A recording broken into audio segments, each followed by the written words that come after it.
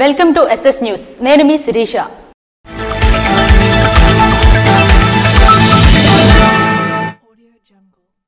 గ్రామీణ ఉపాధిపై దృష్టి సారించి వివిధ శాఖల సమన్వయంతో స్పష్టమైన కార్యాచరణ ప్రణాళిక రూపొందిస్తున్నామని జిల్లా కలెక్టర్ స్వప్నిల్ దినకర్ స్పష్టం చేశారు. జిల్లాలో ఆదాయ సృష్టి, గ్రామీణ ఉపాధిపై దృష్టి సారించి వివిధ శాఖల సమన్వయంతో స్పష్టమైన కార్యాచరణ ప్రణాళికను రూపొందిస్తున్నామని జిల్లా కలెక్టర్ స్వప్నిల్ దినకర్ వెల్లడించారు. సోమవారం కలెక్టర్ అధ్యక్షతన నిర్వహించిన జిల్లా స్థాయి సమావేశంలో ఈ మేరకు కీలక నిర్ణయాలు తీసుకున్నారు.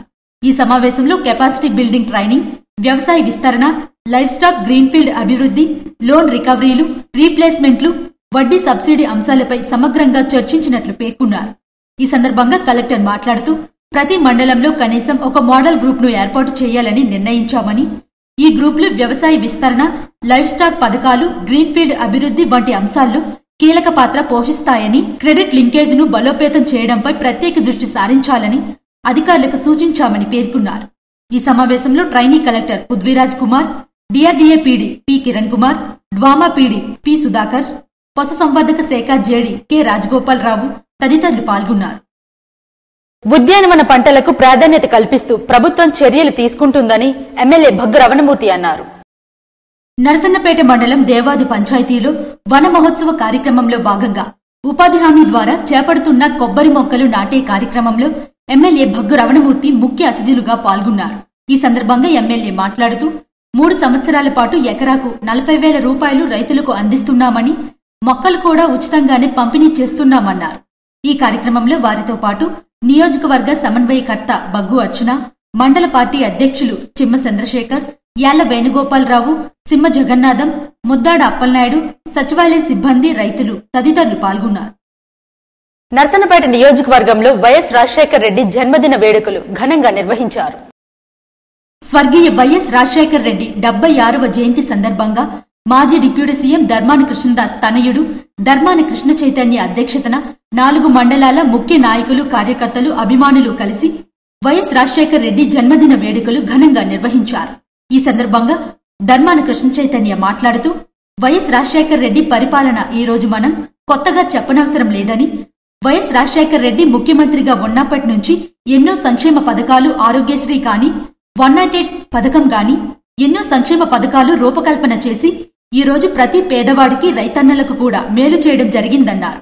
ఈ రోజు రాజశేఖర రెడ్డి గారి పరిపాలన మనం కొత్తగా చెప్పాల్సిన అవసరం లేదు. ఎన్నో సంక్షేమ అభివృద్ధి కార్యక్రమాలు ఆ రోజు రాజశేఖర రెడ్డి గారు ముఖ్యమంత్రి గారు ఉన్నప్పటి నుంచి కూడా ఆరోగ్యశ్రీ గాని, అనేక సంక్షేమ కార్యక్రమాలు 108 గాని ఇవన్నిటికీ రూపకల్పన చేసి ఈ రోజు ప్రతి పేదవాడికి, ప్రతి రైతన్నకు కూడా గుర్తింపు వచ్చే విధంగా ఆ రోజు రాజశేఖర గారి పరిపాలన కొనసాగింది. అందుకని ఈ రోజు రాజశేఖర గారి వర్ధంతి, జయంతి కార్యక్రమాలన్నింటినీ కూడా ప్రతి గ్రామాన్న వాళ్ళ సొంత ఇంట్లో కుటుంబ సభ్యుల్లాగా జరుపుకునే విధంగా ఈ రోజు ప్రతి ఒక్క పేదవాడు కూడా ఇది ముందుకు వస్తున్నారంటే కేవలం ఆ రోజు వైఎస్ జగన్మోహన్ రెడ్డి గారు నాన్నగారైన రాజశేఖర రెడ్డి గారి పరిపాలనలో ఈ రోజు ప్రతి పేదవాడు కూడా సంతోషంగా, ఆనందంగా ఉన్నారు కాబట్టే ఇప్పటికి కూడా వాళ్ళందరినీ కూడా గుర్తుపెట్టుకుని ప్రజలందరి మనసుల్లో చిరస్థాయికి నిలిచిపోయే వ్యక్తిగా ఈ రోజు రాజశేఖర్ గారు ఉన్నారని చెప్పని ఆ జయంతి వేడుకల్లో ఇదివలస గ్రామంలో ఇంత ఘనంగా ప్రతి ఒక్కరు కూడా పాల్గొని ఇంత చక్కగా నిర్వహించినందుకు ప్రతి ఒక్కరికి పేరు పైన ధన్యవాదాలు తెలియజేసుకుంటూ సెలవు తీసుకుంటున్నాను. జోహార్ వైఎస్ఆర్, జోహార్ వైఎస్ఆర్, జై జగన్. ఈ రోజు వర్ధంతి, జయంతి కార్యక్రమాలు అన్నింటినీ కూడా ప్రతి గ్రామాన వారి సొంత ఇంట్లో కుటుంబ సభ్యుల్లాగా ముందుకు వస్తున్నారు అంటే రాజశేఖర్ రెడ్డి ముఖ్యమంత్రిగా ఉన్నప్పుడు ప్రతి పేదవానికి న్యాయం జరిగిందని ధర్మాన కృష్ణ చైతన్య పేర్కొన్నారు. సంతకవటి మండలంలోని సాయన్న గడ్డపై ఉన్న వంతెన ఆదివారం కుప్పకూలింది. సంతకవటి మండలం కొండగూడెం, కండ్యం మధ్య సాయన్న గడ్డపై ఉన్న వంతెన ఆదివారం రాత్రి కుప్పకూలింది. దీంతో సంతకవటి, రేగడాందల వలస, బూర్జా మండలాల మధ్య రాకపోకలు నిలిచిపోయాయి. వంతెన కూలిన సమయంలో ఎటువంటి వాహనాలు రాకపోవడంతో ప్రమాదం తప్పింది. కండియంలో ఇసుక రీచ్కు వస్తున్న భారీ లారీల కారణంగా వంతెన కూలిందని స్థానికులు ఆరోపిస్తున్నారు. వెంటనే వంతెనకు మరమ్మతులు చేసి రాకపోకలు పునరుద్ధరించాలని కోరుతున్నారు. తెలుగు ప్రజల గుండెల్లో వెలుగు కిరణమై శాశ్వత స్థానాన్ని అందుకున్న మహానీయుడు స్వర్గీయ వైఎస్ రాజశేఖర్ రెడ్డి అని మాజీ శాసనసభాపతి తమ్మినేని సీతారాం అన్నారు.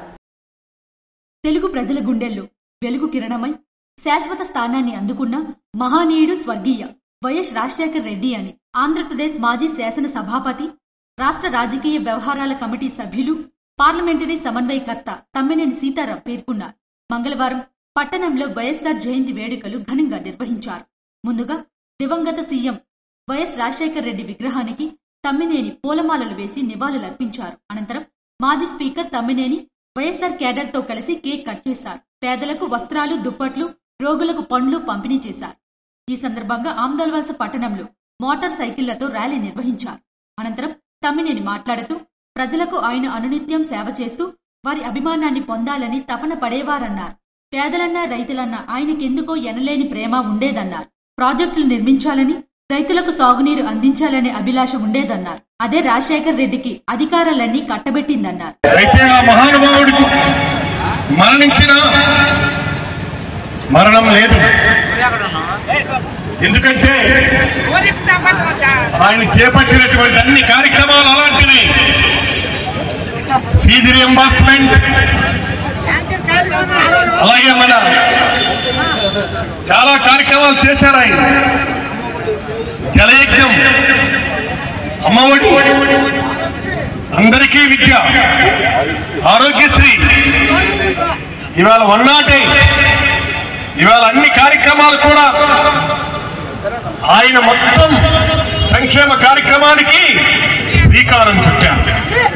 శ్రీకారం చుట్టి ఈ దేశంలో అలాంటి నాయకుడు లేరు లేరు లేరు అనిపించుకున్నటువంటి మహానాయకుడు ఆయన. అందుకే ఆ నాయకుడి మరణానంతరం కూడా జనం బ్రతికున్నట్టుగా ఈ కార్యక్రమాలు చేస్తున్నారు. మనిషి బ్రతికున్నప్పుడు బాగా ఉంటే చనిపోయినప్పుడు అంతకంటే బాగా ఉంటాడు. అందుకు నిదర్శనం వైఎస్సార్ పాదయాత్ర ప్రజల హృదయాలకు దగ్గర చేసిందన్నారు. ఇచ్చిన మాటకు కట్టుబడి ఇచ్చిన హామీని ప్రమాణ స్వీకార సభలోనే ఉచిత విద్యుత్ ఫైల్పై సంతకం పెట్టి కొత్త చరిత్రకు శ్రీకారం చుట్టారన్నారు. అభివృద్ధి, సంక్షేమం రెండూ తనకు 2 కళ్లుగా భావించి రెండింటికి సమ ప్రాధాన్యతనిచ్చి 2004 నుంచి 2009 వరకు రాష్ట్రాన్ని స్వర్ణాయుగంగా తీర్చిదిద్దారన్నారు. ఫీజు రియంబర్స్మెంట్, ఆరోగ్యశ్రీ, 108, 104 అంబులెన్సులు, ఇందిరమ్మ ఇల్లు, పింఛన్లు, ఉచిత విద్యుత్, రాయలసీమకు కృష్ణా జలాలు, పోలవరం ప్రాజెక్టుకు అంకురార్పణ, రచ్చబండ మొదలగునవి దివంగత సీఎంను చరిత్రలోనే నిలిచేలా చేశాయన్నారు. రాజీవ్ ఆరోగ్యశ్రీ పథకం ప్రవేశపెట్టి పేదవాడు కూడా ధైర్యంగా పెద్ద పెద్ద కార్పొరేట్ హాస్పిటల్లోకి అడుగుపెట్టి వైద్యం చేయించుకునే భాగ్యాన్ని కల్పించారన్నారు. దీనివల్ల ప్రతి పేదవాడి హృదయంలోనూ రాజశేఖర్ రెడ్డి ఒక ఆరని జ్యోతిలా మిగిలిపోయారన్నారు. ఈ కార్యక్రమంలో నాయకులు, కార్యకర్తలు, సర్పంచ్లు, ఎంపీటీసీలు, అనుబంధ సంఘాల నాయకులు తదితరులు పెద్ద సంఖ్యలో పాల్గొన్నారు. పార్టీలో కష్టపడిన వారికి గుర్తింపు లేదా అంటూ రాష్ట్ర ఎస్సీసెల్ కార్యదర్శి ముక్కు ఆదినారాయణ వాపోయారు.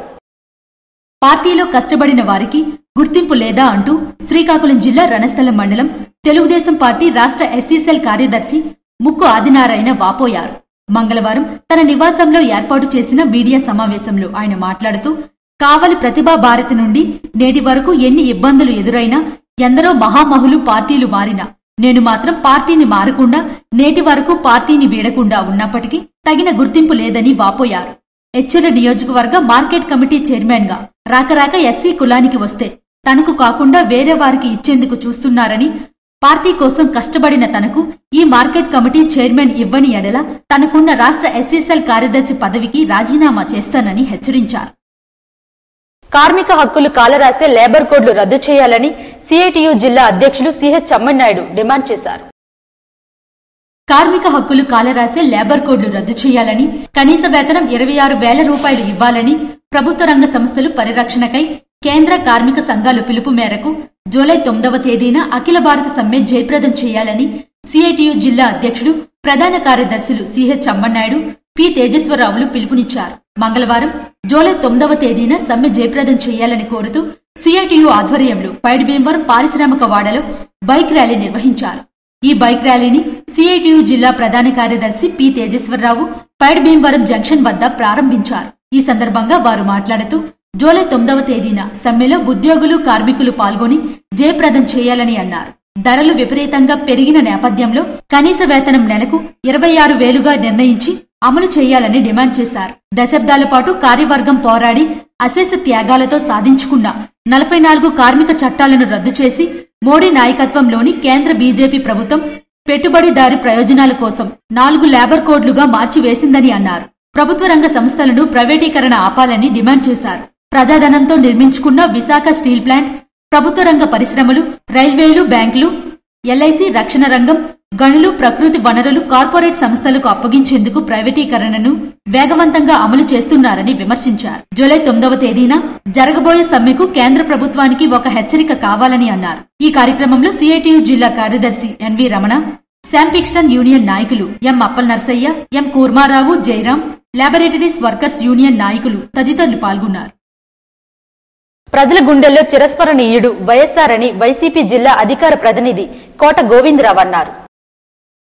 వైఎస్ రాజశేఖర్ రెడ్డి జయంతి సందర్భంగా ఆమ్దాల్ వలస బ్రిడ్జ్ టౌన్ లోని రాజశేఖర్ రెడ్డి విగ్రహానికి పార్టీ నేతలంతా కలిసి పూలమాలలు వేసి అంజలి ఘటించారు. ఈ సందర్భంగా వైసీపీ జిల్లా అధికార ప్రతినిధి కోట గోవిందరావు మాట్లాడుతూ, మహానేత వైఎస్ జగన్మోహన్ రెడ్డి ఉభయ రాష్ట్రాల ప్రజల గుండెల్లో చెరగని ముద్ర వేశారని, పేదలకు వెన్నుదన్నుగా నిలిచి రాష్ట్రాన్ని అభివృద్ధి పదంలో నడిపించారన్నారు. శ్రీకాకుళం వెనుకబడిన ప్రాంతమనే ఆలోచన రాకుండా రైతులకు, యువతకు, విద్యార్థులకు, ప్రభుత్వ ఉద్యోగులకు, రోగులకు, అన్ని విభాగాల జిల్లా అధికార, అనధికారులకు అండగా నిలిచి ప్రత్యేక స్థానాన్ని సంపాదించుకున్నారని గుర్తు చేశారు. అటువంటి మహానేతను ప్రజలంతా స్మరించుకోవాలని, ఆయన అడుగుజాడల్లో తనయుడు మాజీ ముఖ్యమంత్రి వైఎస్ జగన్మోహన్ రెడ్డి తనదైన శైలిలో రాష్ట్రాన్ని పరిపాలించి అందరి మన్నలు పొందారన్నారు. కూటమి పరిపాలనకు, మోసపూరిత ప్రభుత్వానికి పతనం మొదలైందని, ప్రజలు అన్ని గమనిస్తున్నారని, రానున్న ఎన్నికల్లో విజయకాండ మ్రోగిస్తామన్నారు.